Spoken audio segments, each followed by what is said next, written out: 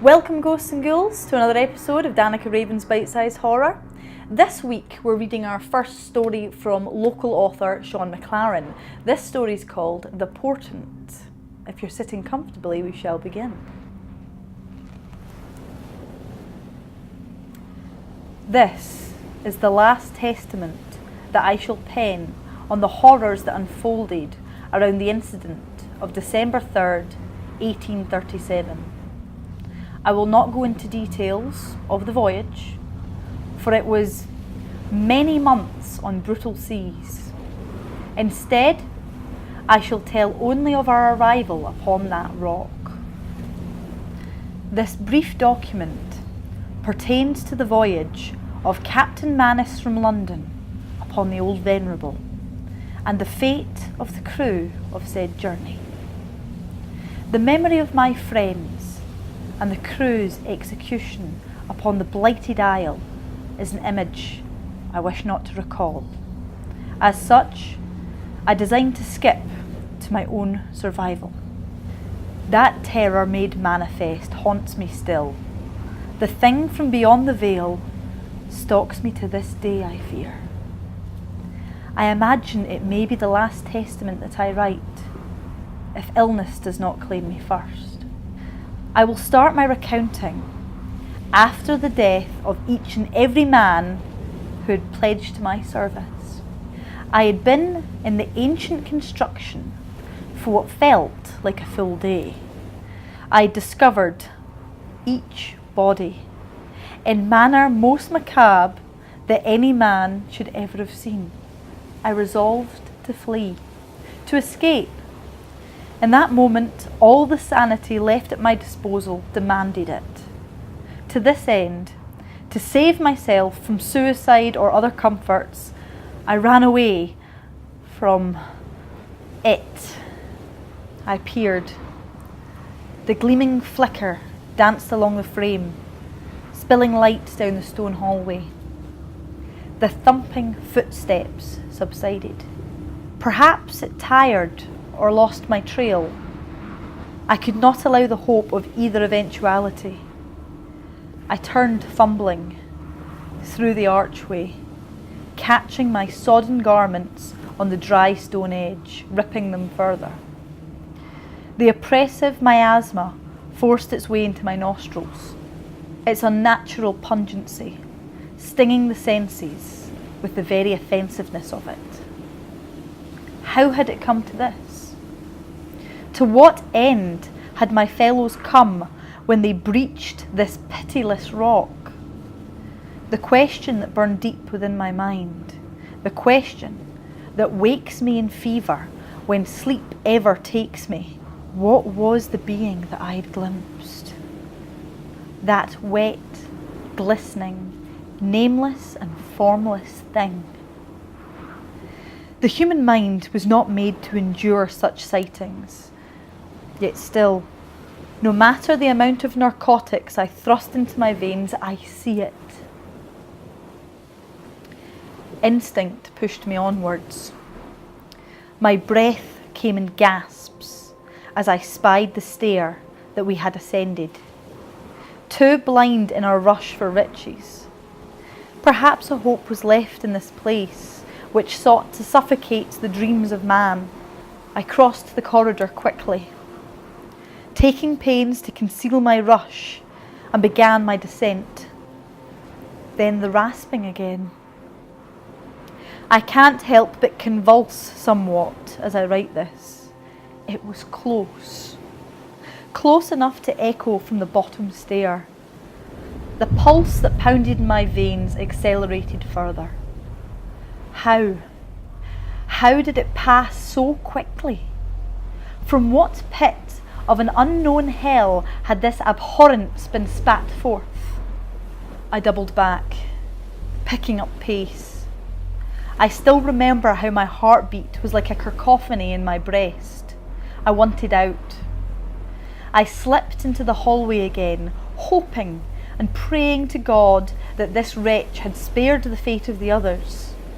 There was no sound now. I allowed myself, foolishly, to hope it had gone, And as I lay there, miserable and pathetic, I thought it had. But then it came again, the guttural rasp of air through a violated mouth, carried to my refuge, and the terror returned like hands around my throat. That noise. It was like nothing the natural world had ever birthed. The palpitations threatened to overcome me. I was unsure if I was exerting extraordinary will or if I was frozen in a grip too strong to overcome. As I hardened the fabric of my soul to the dread, I took one final, sharp breath. That was nearly my undoing. Silent, but not silent enough. The grotesquerie had spied me. Perhaps he always had. What came next was not meant for mortal comprehension. The creature, for it could be described no other way, spoke to me. No language of man, no syllables devised by a sane mind. The noise, the thundering, agonizing noise of its speech was like the roaring pistons of a dreadnought. At the same time, they seemed to suck the life out of the world, like the numbing cold that follows a severe burn. They imprinted in my mind. Do you fear me? I collapsed against the wall, my tattered form destitute. You have released me for this, it hissed. You have my gratitude. Leave and behold the calamity to come. I remained as silent as I could be.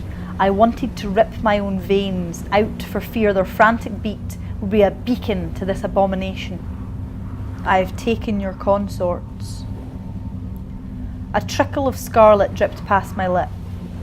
I recall the fecund taste of my own discoloured blood and the pressure that threatened to rip my head asunder. I thought, what has it done? I thought, yet it heard me. Hearken when I say, what I have done is beyond your comprehension. I heard its unnatural breaths cutting through the thick smog of this nightmare scape, its titanic footfalls slapping against the slab floor. It pressed towards me where I hid. Its crushing presence threatened to squeeze the life from me. Then it came.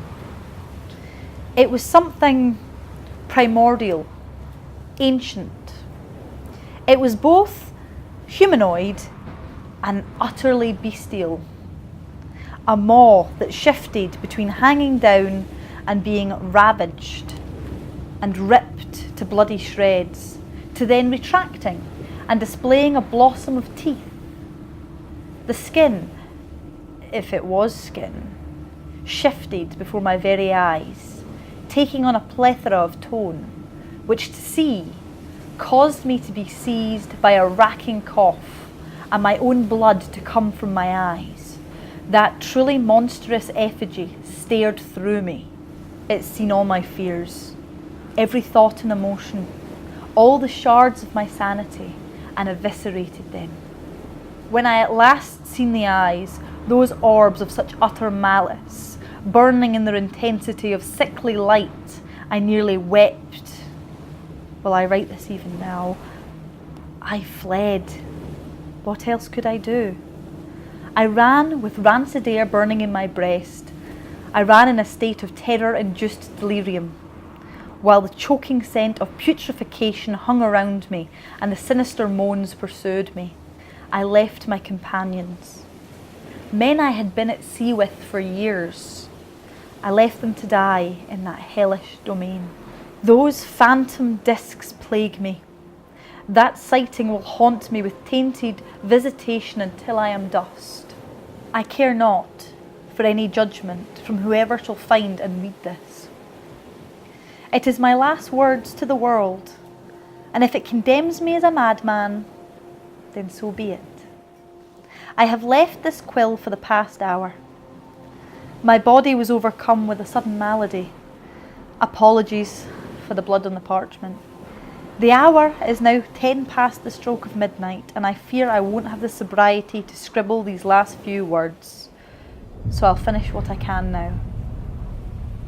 I have never chosen to write of this event, nor even break breath of it.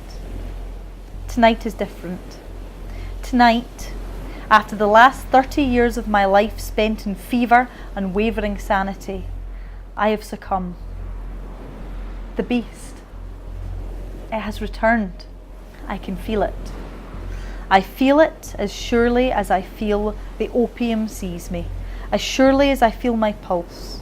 I have felt it for months, but now that palpable tension reaches its crescendo when I see them. Those eyes. Those eyes. Those eyes. They gnaw at me. They stalk me still, and now they have found me. Even as I write, I feel it. I feel it. Hell has never birthed a more triumphant son than it did the day my nameless tormentor managed to leave that blighted isle. Out the window before me. Good God in heaven.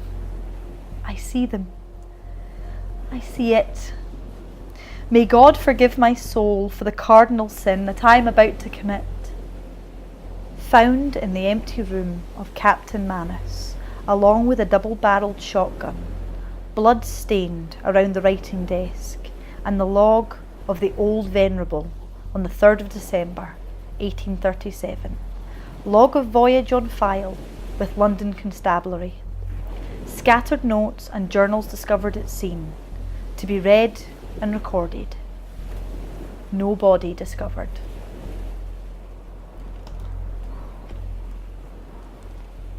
Big thank you to Shaun McLaren for sending in his short story.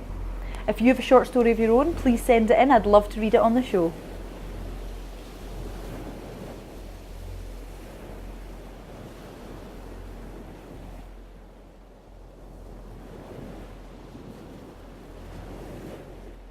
If you enjoyed the show, why not like, comment and subscribe.